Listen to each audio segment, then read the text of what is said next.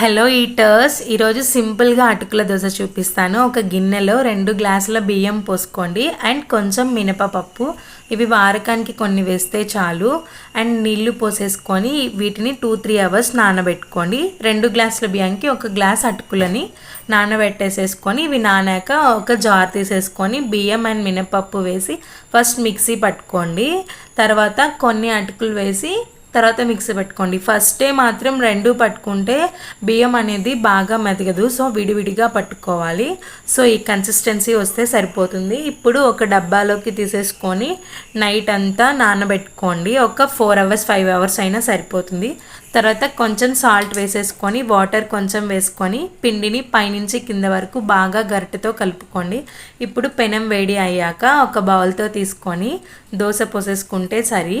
చాలా అంటే చాలా పలచంగా వస్తుంది. చూడండి ఎంత పలచంగా ఉందో దోశ. మీకు చాలా ఈజీగా అయిపోతుంది, చాలా టేస్టీగా కూడా ఉంటుంది.